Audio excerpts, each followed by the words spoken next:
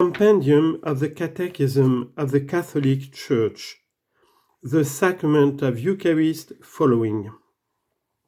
Question 288.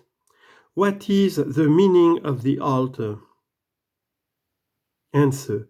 The altar is the symbol of Christ himself, who is present both as sacrificial victim, the altar of the sacrifice, and as food from heaven, which is given to us, the table of the Lord. When does the Church oblige her members to participate at Holy Mass? The Church obliges the faithful to participate at Holy Mass every Sunday and on holidays of obligation.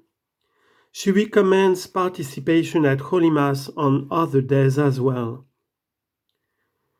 When must one receive Holy Communion? The Church recommends that the faithful, if they have the required dispositions, receive Holy Communion whenever they participate at Holy Mass. However, the Church obliges them to receive Holy Communion at least once a year during the Easter season. What is required to receive Holy Communion? To receive Holy Communion, one must be fully incorporated into the Catholic Church and be in a state of grace, that is, not conscious of being in mortal sin. Anyone who is conscious of having committed a grave sin must first receive the sacrament of reconciliation before going to communion.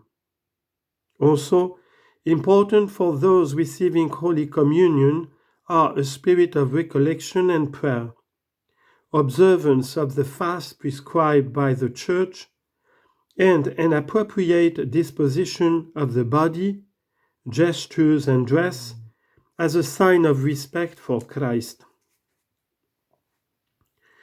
What are the fruits of Holy Communion? Holy Communion increases our union with God and with His Church.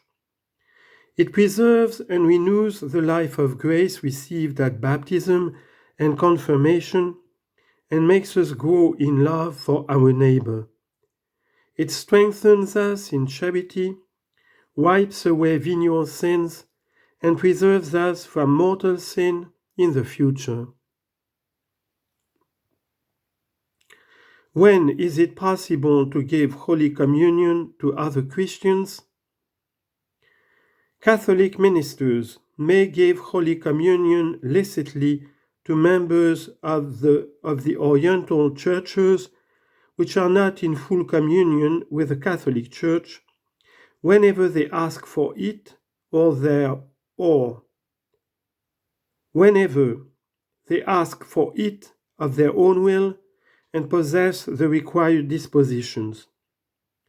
Catholic ministers may licitly give Holy Communion to members of other ecclesial communities only if, in grave necessity, they ask for it of their own will, possess the required dispositions, and give evidence of holding the Catholic faith regarding the sacrament. Why is the Eucharist a pledge of future glory?